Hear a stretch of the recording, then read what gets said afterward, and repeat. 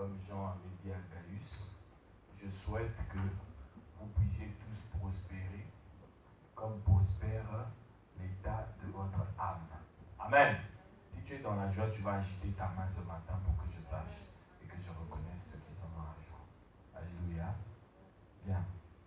Vous savez, bien aimé, avant que nous puissions être coupés par l'élan, par les vacances, nous avons pris l'élan que nous avons pris avant que les vacances ne puissent nous couper.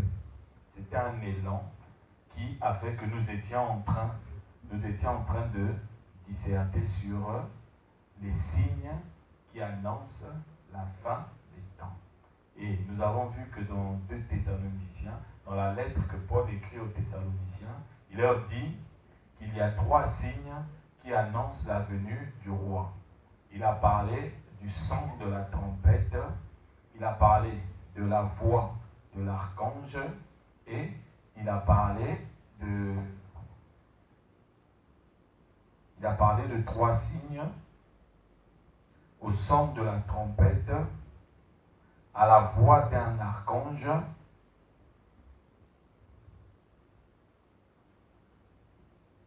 voilà. 1 Thessaloniciens chapitre 4 verset 16.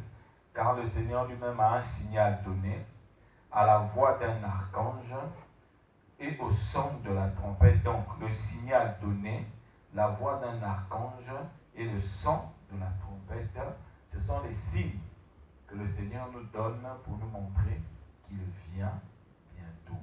Et nous avons vu que parmi ces signes, nous avons donc un signe qui concernait les nations. Et avec les nations, nous avons vu ce qui se passe avec les 4 cavaliers qui nous sont révélés dans le livre d'Apocalypse. Sur ça, on a tout compris très bien et nous n'allons pas revenir dessus.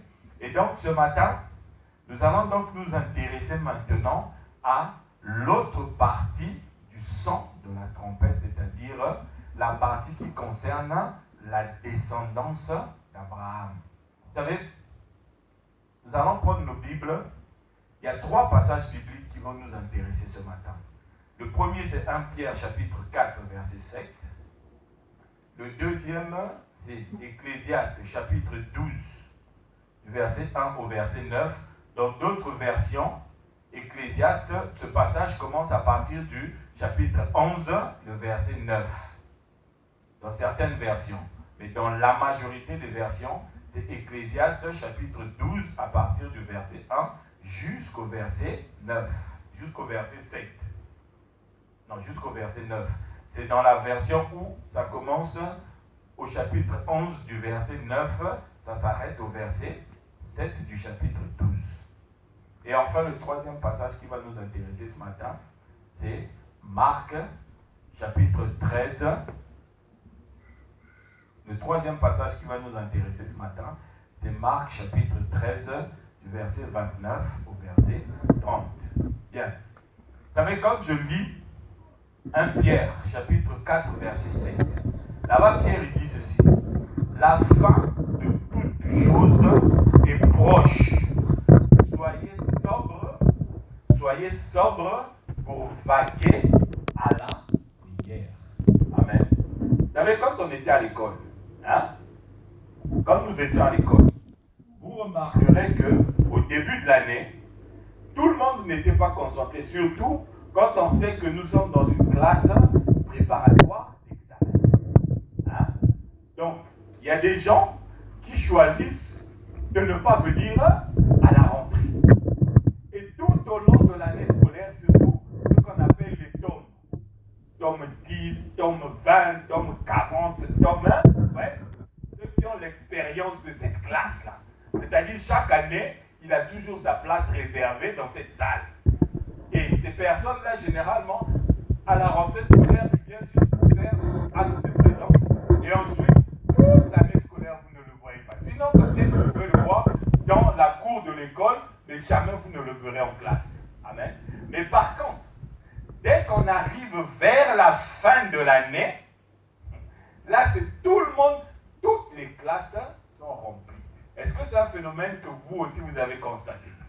vers la fin de l'année, c'est-à-dire toi si tu as l'habitude de venir en retard dans ta classe, quand tu arriveras le cours de mathématiques du mois de juin, du mois de mai, les TD de mathématiques là, tu trouveras que ta place a été occupée. Parce qu'il y a un monde fou, parce que c'est la fin qui approche. Pourquoi est-ce que les gens sont concentrés à la fin? Parce qu'ils savent que l'examen arrive, il faut que je me prépare. Mais il y a une catégorie de gens aussi qui s'en foutent de l'examen qui approche. Pour eux, ils n'ont pas besoin de se préparer, ils font ce qu'ils veulent. Mais ceux qui veulent à tout prix réussir l'examen, ils se préparent. C'est pourquoi vous voyez que lorsque nous nous rassemblons ici, votre présence doit avoir un sens. Votre présence doit avoir un sens parce que vous voulez réussir l'examen de la fin qui approche. L'apôtre Pierre, il dit que la fin de toute chose est proche. Soyez sobres pour vaquer à la prière. Or, quand nous nous apprêtons à vaquer à la prière, en réalité, dans ce mot qui dit soyez sobres, c'est-à-dire soyez simples pour vaquer à la prière. En réalité, dans cette expression vaquer à la prière, il y a plusieurs choses. Parce que nous savons que dans Actes, chapitre 2, la Bible nous dit que tous ceux qui étaient venus au Seigneur persévéraient dans la communion fraternelle, dans la fraction des pains, dans l'enseignement des apôtres et dans la prière. Alléluia. Donc, quand tu sens que la fin arrive, il faut que tu te prépares pour réussir l'examen. Et cet examen, c'est qui? Cet examen, c'est le roi des rois. Alléluia. Donc, il faut que ta communion avec le roi des rois puisse commencer à être bien ficelée, bien préparée. Et c'est pourquoi là où il y a l'enseignement des apôtres, on te trouve là. Alléluia. Quand tu es en terminale S, le cours de mathématiques sur la trigonométrie, parce que tu sais que ça passera au baccalauréat, on va t'examiner sur ça. Le jour où il y a ce cours de mathématiques sur la trigonométrie, tu es quoi? Tu es présent. Alléluia. Donc là où il y a l'enseignement des apôtres, tu es présent ou présente. Là où il y a la fraction des pains, tu es présent, tu es présente. Là où il y a la communion fraternelle, tu es présent. Là où il y a la prière, tu es présent ou présente. Parce que tu sais que la fin de toute chose arrive. Alléluia. Et cette fin, nous avons donc le son de la trompette qui nous indique que la fin est proche. Pour vous qui êtes concentrés sur la réussite de votre examen, la fin est proche. Et Jésus, lui-même, il dit quoi? Dans Marc chapitre 13, du verset 29 au verset 30. Jésus dit ceci. Est-ce que tout le monde est à la page? Jésus dit, instruisez-vous par une comparaison tirée du figuier. Dès que ces branches deviennent tendres et que les feuilles poussent, vous connaissez que l'été est proche.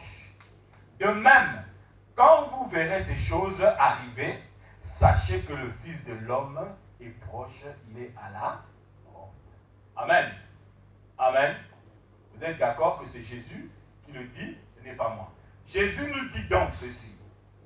Vous qui vous intéressez au son de la trompette, vous qui regardez que la fin de toute chose est proche. Vous savez, l'année où moi j'ai eu le bac, en Afrique, à Brazzaville, cette année-là, on avait eu, il y avait une grève. La grève a commencé, je crois, à la fin du mois de décembre.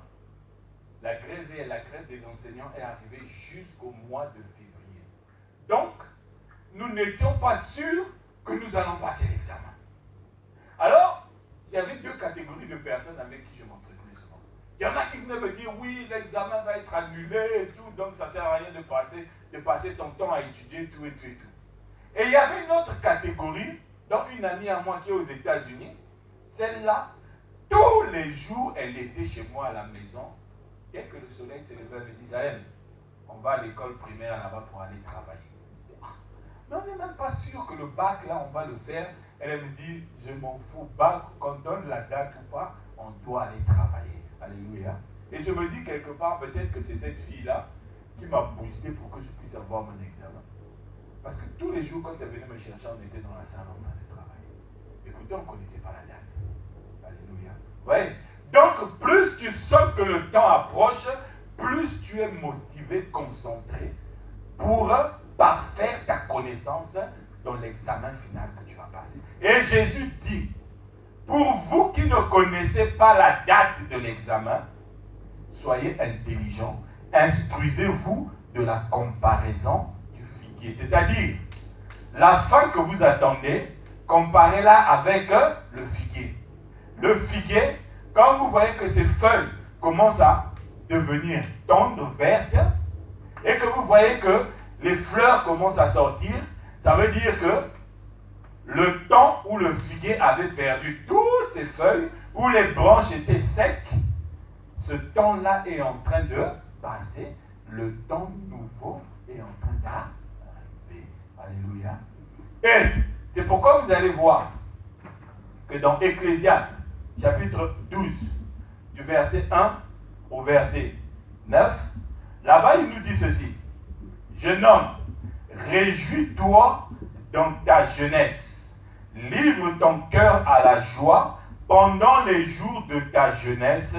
Marche dans les voies de ton cœur, selon les regards de tes yeux. Mais sache que pour tout cela, Dieu t'appellera en jugement. Alléluia. Dieu t'appelle en jugement à quel moment? Quand la fin arrive. Alléluia.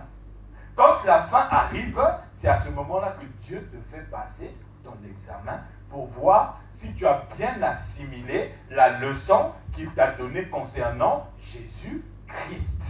Alléluia.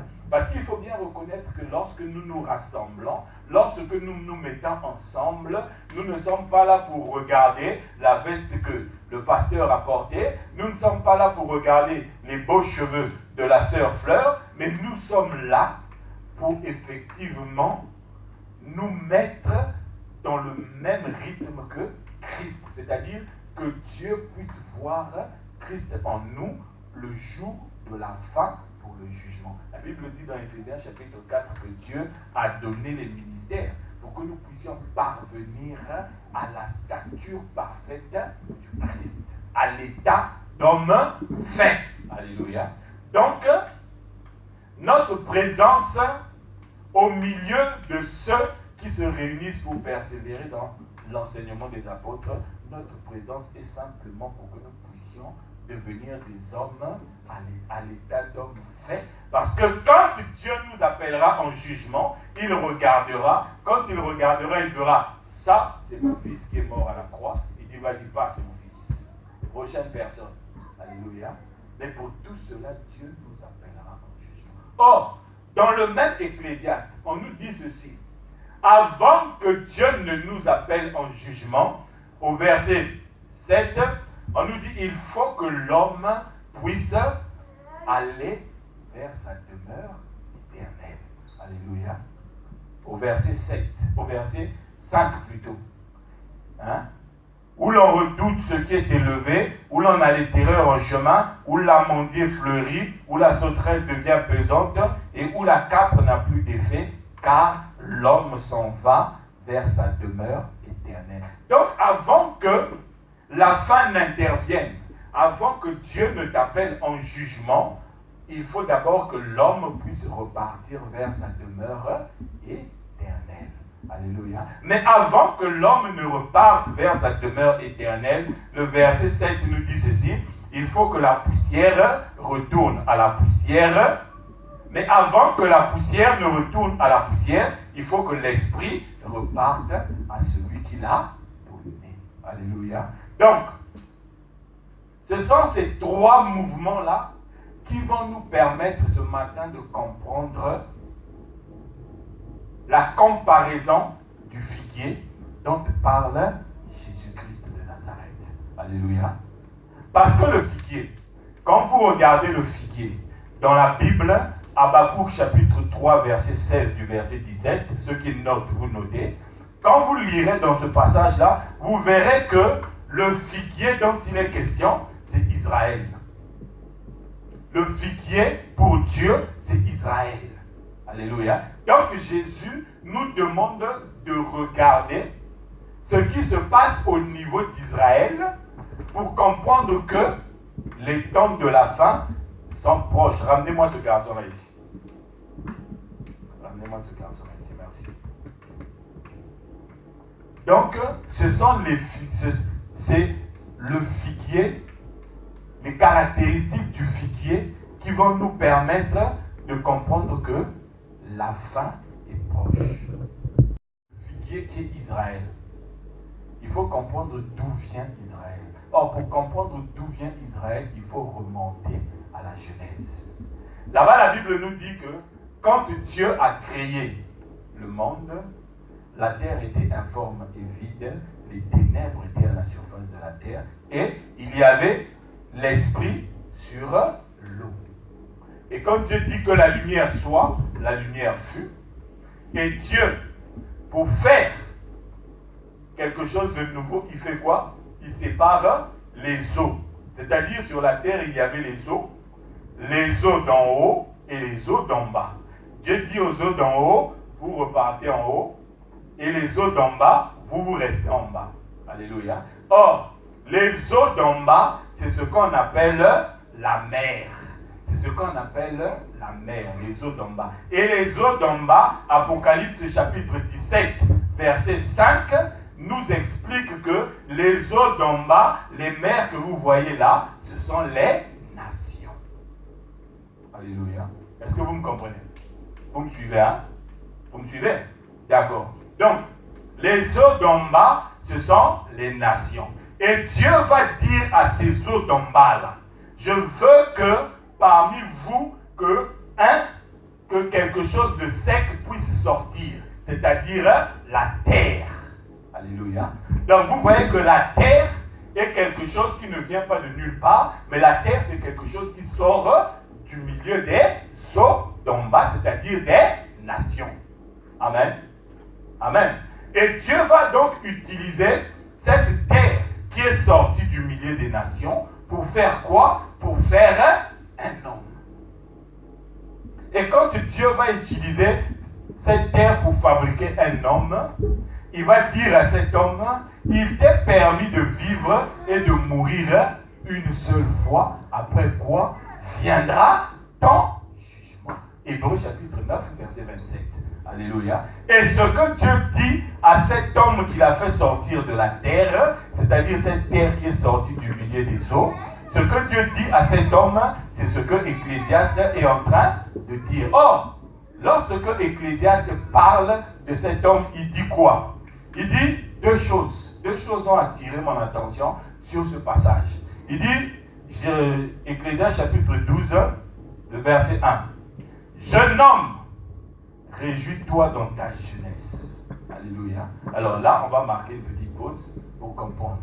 Quand Ecclésiaste dit jeune homme, c'est quoi un jeune homme? Un jeune homme, c'est par opposition à un vieillard. Alléluia. Quand tu es un jeune homme, ça veut dire que tu n'es pas un vieillard. Or, nous avons vu, d'après Jean chapitre 28, chapitre 21, verset 18, nous l'avons déjà vu que les vieillards qui sont assis devant le trône de Dieu dans l'Apocalypse, ces vieillards-là sont le symbole de toutes les personnes qui marchent par l'Esprit de Dieu. Alléluia. Donc, quand tu marches, quand tu es conduit par l'Esprit de Dieu, ça veut dire que toi, tu es maintenant un vieillard. C'est-à-dire, toi, tu as ta place maintenant dans l'Apocalypse. Donc, si toi, tu es conduit par l'Esprit de Dieu, ça veut dire que la vision que Jean a eue sur l'île de Patmos, de 24 vieillards qui étaient assis autour du trône de Dieu, si toi, tu marches, tu es conduit par l'Esprit de Dieu, tu dois être consciente que Jean t'a vu autour du trône de Dieu. Alléluia. Donc, le vieillard, c'est celui qui est conduit par l'Esprit de Dieu. Amen. Et Donc l'Ecclésiaste, quand il parle à ce jeune homme, il lui dit donc, jeune homme, toi qui n'as pas encore été touché par la parole de Dieu. Alléluia. Fais attention à ta vie. Parce qu'il t'est réservé de vivre et de mourir une seule fois, après quoi viendra le jugement. Cherche à être un vieillard. Alléluia. Mais comment faire pour être un vieillard? C'est là où il vient et dit, verset 3, après lui avoir expliqué que Dieu l'appellera au jugement, il lui dit maintenant comment tu fais pour devenir un vieillard. Il lui dit, mais souviens-toi de ton Créateur. Alléluia. Voilà comment tu fais pour devenir un vieillard, pour passer de la jeunesse, pour passer de l'état de jeune homme à l'état de vieillard. Il faut te souvenir de ton Créateur. Alléluia. Quand on parle de souvenir ici, ça nous rappelle quoi? Quand on parle de souvenir ici, ça nous renvoie à la Sainte Seine. Alléluia. À la Sainte Seine.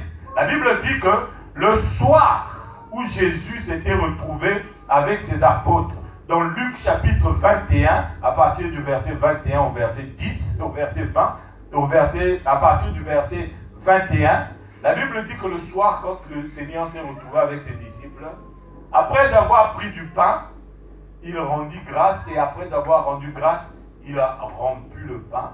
Et après avoir soupé, il a pris un verre de vin. Après avoir rendu grâce, il a commencé à leur donner. Il dit, faites ceci en mémoire de moi. C'est-à-dire, quand vous ferez ceci, vous rentrerez dans mon souvenir. Alléluia. Et le souvenir du Seigneur, c'est quoi? C'est la communion avec le Christ. Alléluia. Donc vous voyez que pour devenir un vieillard, tel que l'Ecclésiaste l'explique à ce jeune homme, il lui dit, entre en communion avec celui qui te donnera la possibilité d'être un vieillard. Alléluia. Amen. Est-ce que vous comprenez? Hein? Donc, le sort de l'homme est défini par Ecclésiaste par le mouvement de l'homme qui s'en va vers sa demeure. Mais pour ça, il faut que la poussière retourne à la poussière. Et pour que la poussière retourne à la poussière, il faut d'abord que l'esprit reparte à celui qui l'a envoyé. Amen. Et nous allons comprendre une chose. Si Dieu s'adresse à cet homme qu'il a tiré des eaux d'en bas et qu'il a formé à partir de la terre, Dieu s'adresse à cet homme. Cet homme nous rappelle quelqu'un dans la Bible. Cet homme nous rappelle quelqu'un dans la Bible qui a été tiré des nations pour devenir l'ami de Dieu. Cet homme, c'est qui? C'est Abraham. Alléluia. Vous voyez, là, on commence à rentrer un peu. Cet homme, c'est Abraham. La Bible dit que la ville de Ur, c'est-à-dire la nation où habitait Abraham, était une nation idolâtre. Et Dieu a choisi un homme dans cette nation. Dieu a fait sortir une famille de cette nation. Et de cette famille, il a fabriqué un seul homme qu'on appelle Abraham. Donc nous voyons que l'homme qui a été tiré des eaux d'en bas et Abraham ont une correspondance. Parce que tous les deux, ils ont été tirés de quelque part. Alléluia. Est-ce que vous comprenez? Hein? Donc, en réalité, on pourrait dire que l'Ecclésiaste ici, il est en train de s'adresser aussi à Abraham. C'est-à-dire, Abraham, toi qui es encore jeune homme, fais tout ce que tu veux, mais sache que pour cela, Dieu t'appellera en jugement. Alléluia. Vous savez que si l'histoire de l'humanité commence avec Adam, l'histoire de la foi avec Dieu commence avec Abraham. Alléluia. Parce que c'est à Abraham que Dieu a dit, en toi, toutes les nations de la terre seront bénies. Vous voyez que l'histoire de la foi en Dieu commence avec Abraham. Est-ce qu'il y a une autre personne avant Abraham à qui Dieu a dit, en toi, toutes les nations de la terre seront bénies? Non. C'est à Abraham que Dieu a dit, en toi, toutes les nations de la terre seront bénies. C'est-à-dire, en toi, toutes les nations de la terre auront accès à la vie éternelle. Amen. Est-ce que vous comprenez maintenant? Hein? Donc, le sort de l'homme qui nous est indiqué dans Ecclésiaste chapitre 12 est symboliquement la correspondance du sort qui concerne Abraham. Amen. Or, l'homme qui a été tiré des eaux d'en bas, sa caractéristique c'est quoi? Sa caractéristique c'est qu'il est constitué par un corps, une âme et un esprit. Amen. 1 Thessaloniciens chapitre 5 verset 23. Cet homme est composé, sa caractéristique c'est qu'il a une âme, un corps, une âme et un esprit. Donc par conséquent nous allons voir aussi que la caractéristique d'Abraham c'est quoi? La caractéristique d'Abraham c'est sa descendance. Alléluia.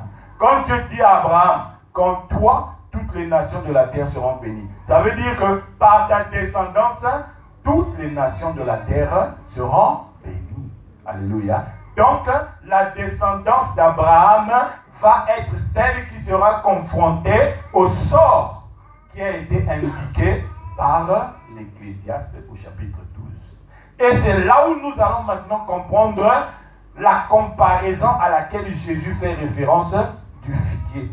Alléluia. Vous savez, quand j'étais à Amiens, il y a une chose formidable que nous aimions faire. On était dans des immeubles. En face, il y avait une petite colline et il y avait des maisons au sommet. Et leur jardin donnait donc en face de nos immeubles. Et dans ces jardins-là, ils avaient des arbres fruitiers, des cerisiers, des pommiers, des poiriers. Et toute l'année, je n'avais qu'une seule obsession, c'est de voir la première feuille verte qui va sortir sur l'arbre du jardin de ces gars-là. Vous savez pourquoi? Parce que dès que je voyais une feuille verte sortir, je savais que les pommes, les cerises vont commencer à sortir. Et mon travail à moi, dès que les pommes et les cerises sortaient sur les arbres de ces gens-là, j'étais un champion qui était reconnu là-bas dans le quartier. Que moi, les barrières là, ça ne m'effrayait pas.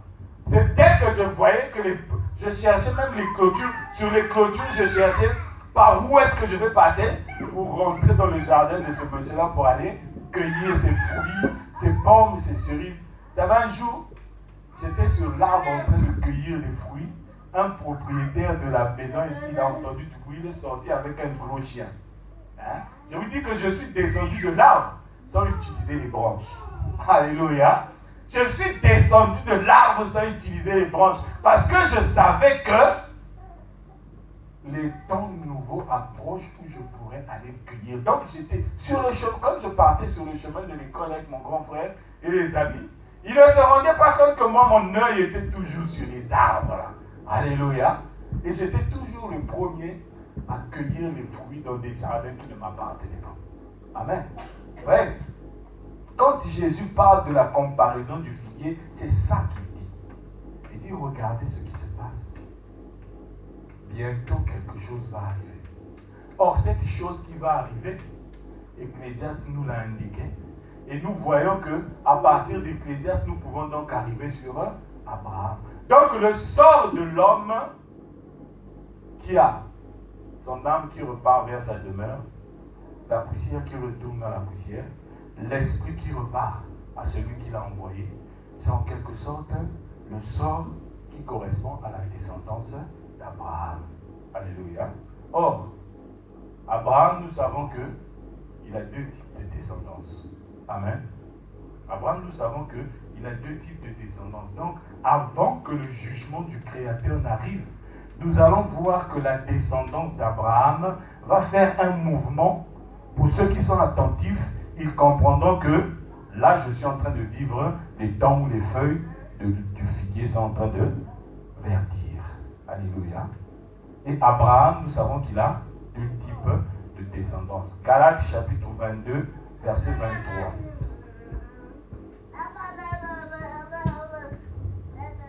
Si quelqu'un a trouvé, qu'il me le lise.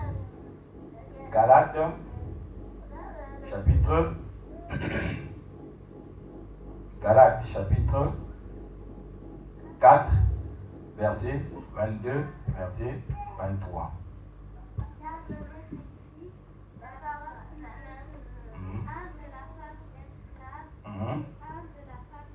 Amen. La Bible nous dit que Abraham a eu 2 fils.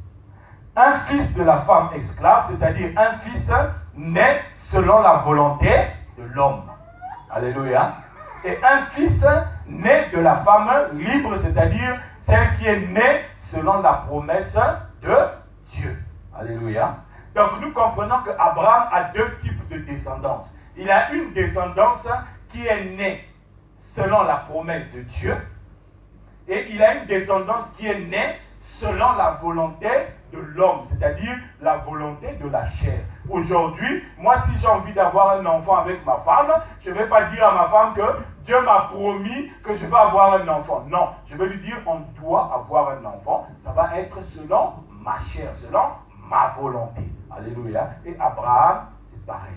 Abraham, il a une descendance selon sa volonté et une descendance selon la volonté de Dieu. Alléluia. Maintenant, nous allons voir que la descendance d'Abraham selon la volonté de Dieu, elle est double. Alléluia. La descendance d'Abraham selon la volonté de Dieu, elle est double. Genèse chapitre 22, verset 17.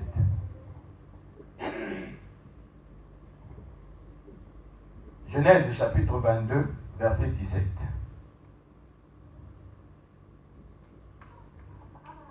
Je lis. Je te bénirai. C'est qui parle ici? C'est celui qui lui a promis un enfant. Amen. Donc, celui qui a promis un enfant à Abraham, il dit ceci. Je te bénirai et je multiplierai ta postérité comme les étoiles du ciel et comme le sable qui est sur le bord de la mer. Et ta postérité possédera la porte de ses ennemis. Alléluia. Vous voyez que Dieu donne à Abraham ici là une indication qu'avec le fils de la promesse, tu auras une postérité céleste, spirituelle, c'est-à-dire comme les étoiles sont où? Les étoiles sont en haut. Amen. Donc les étoiles sont au ciel. Donc Abraham a une postérité qui est comme ceux qui habitent au ciel. Et ensuite, il lui dit, tu auras aussi une autre postérité qui sera comme le sable de la mer. Or, le sable est où? Le sable est sur la terre. Alléluia. Donc, vous comprenez que la descendance d'Abraham, selon la volonté de Dieu, selon la promesse de Dieu, Abraham a une descendance spirituelle et une descendance terrestre. Alléluia. Maintenant, nous allons chercher quelle est la descendance spirituelle d'Abraham et quelle est la descendance terrestre d'Abraham. Alléluia. Actes chapitre 7, verset 8.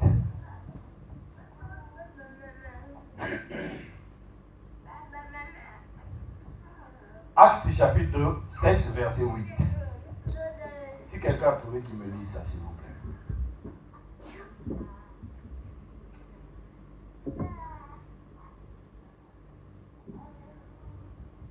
Actes, chapitre 7, verset 8. Amen, ma soeur, Dieu te bénisse.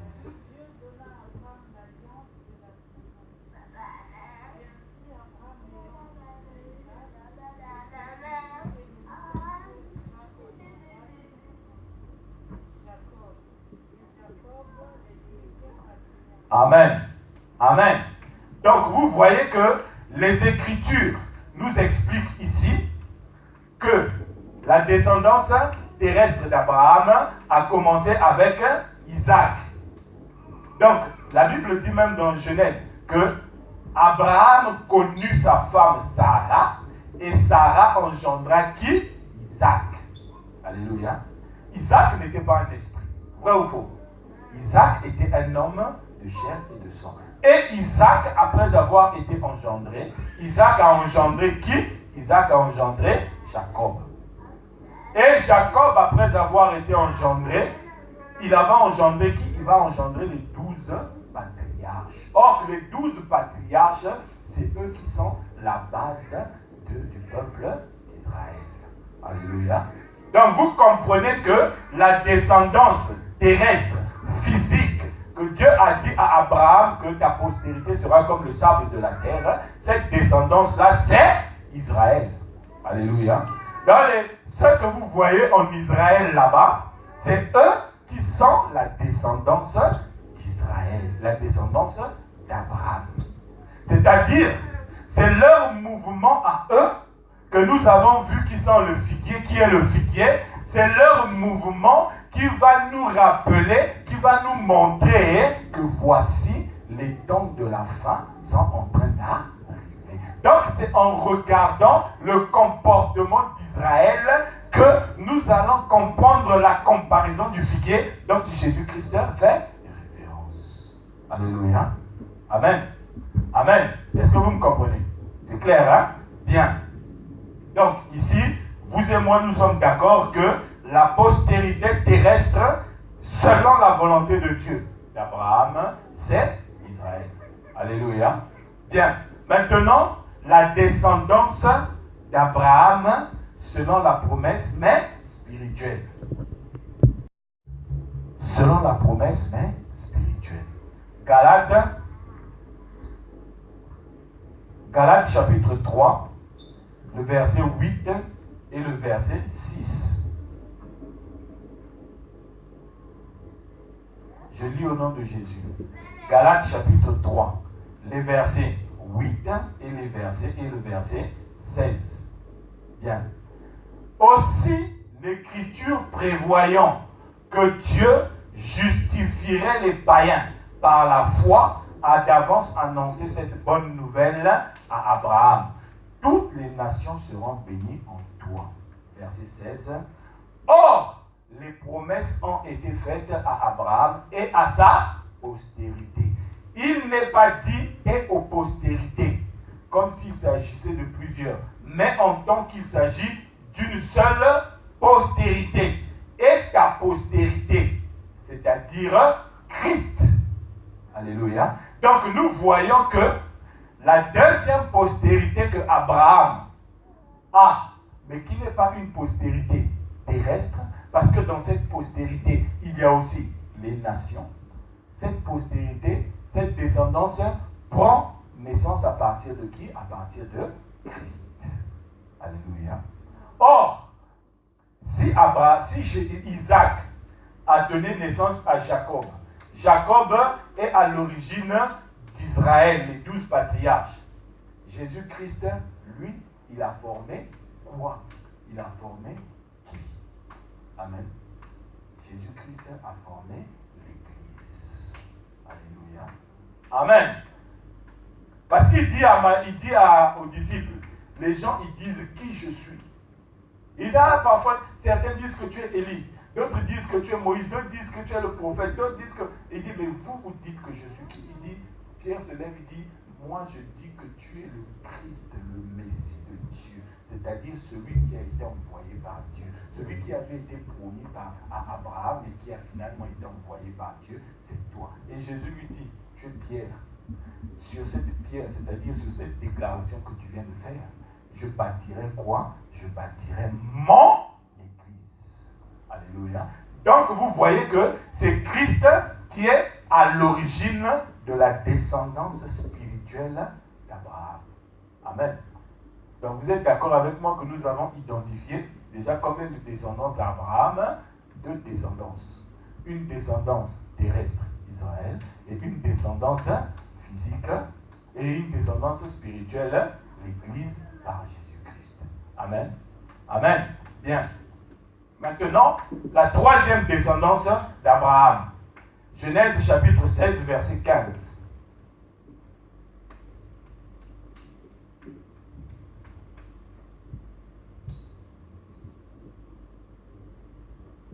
Genèse chapitre 15, Genèse chapitre 16, verset 15. Vous pouvez me lire ça s'il vous plaît. Une personne rapide. Rapide. Hein? Amen.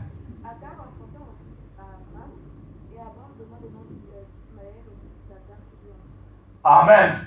Donc, nous voyons ici que dans la chair, Abraham, en dehors d'Isaac, il avait un autre fils qui est Ismaël, donc la maman s'appelle Agar. Alléluia. Est-ce que vous êtes d'accord avec moi? Donc nous voyons que Abraham, il a une descendance terrestre selon la volonté de Dieu, une descendance spirituelle selon la volonté de Dieu. Et est-ce que Dieu avait voulu que Abraham puisse avoir un fils avec Agar? Non. Alléluia. C'est selon sa volonté que Abraham va avoir un enfant avec Agar. Donc, la troisième descendance d'Abraham, c'est la descendance selon la volonté d'Abraham, selon la chair, selon la volonté de l'homme. Alléluia. Et cette descendance, c'est Ismaël. Donc, d'Ismaël, tous ceux qui vont venir constituent la descendance naturelle, c'est-à-dire terrestre d'Abraham, selon sa volonté. Selon la volonté de l'homme, Dieu n'avait pas prévu qu'Abraham puisse avoir une descendance spirituelle. Amen. Parce que ici, Dieu n'a pas prévu que selon sa propre volonté qu'Abraham puisse avoir une postérité spirituelle. Dieu lui a donné la possibilité seulement d'avoir une descendance selon sa volonté, mais terrestre. Et c'est ce qu'on appelle les Ismaélites. Alléluia. Les gens qui descendent d'Ismaël. Amen. Or, les gens qui descendent d'Ismaël, c'est qui? Nous sommes toujours dans Genèse chapitre 16. Mais maintenant, nous allons prendre à partir du verset 7 jusqu'au verset 12. Suivez-moi bien, bien aimé. Parce que c'est ça là qui va nous permettre de comprendre la suite de cet enseignement. Genèse chapitre 16, du verset 7 au verset 12. On nous dit ceci. L'ange de l'Éternel la trouva près d'une source d'eau. Là est mise ici là pour Agar qui avait fui Sarah, sa maîtresse. Bien. L'ange de l'Éternel la trouva près d'une source d'eau dans le désert, près de la source qui est sur le chemin de Sur. Il dit à Agar, servante de Sarai, d'où viens-tu et où vas-tu? Elle répondit, je fuis loin de Sarai, ma maîtresse. L'ange de l'Éternel lui dit, retourne vers ta maîtresse et humilie-toi sous sa main. L'ange de l'Éternel lui dit, je multiplierai ta postérité. Donc vous voyez ici là que Dieu promet de multiplier la postérité terrestre selon la volonté d'Abraham sur la terre. Amen. Bien.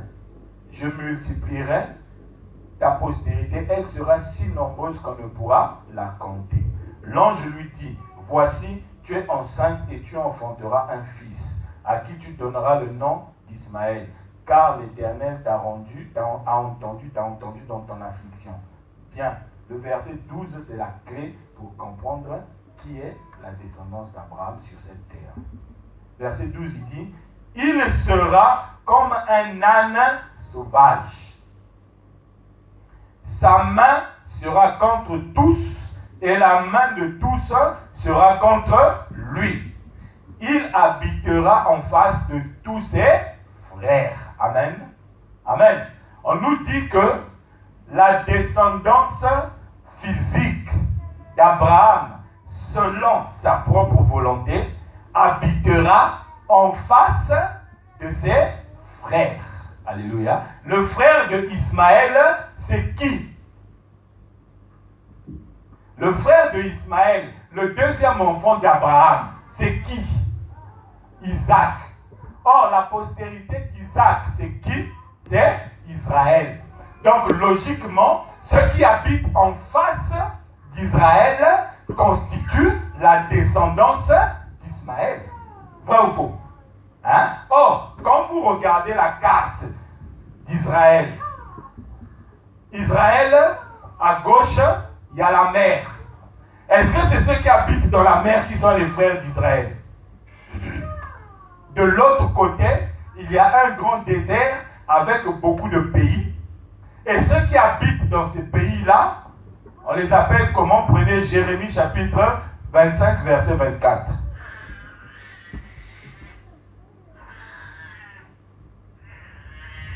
Jérémie chapitre 25,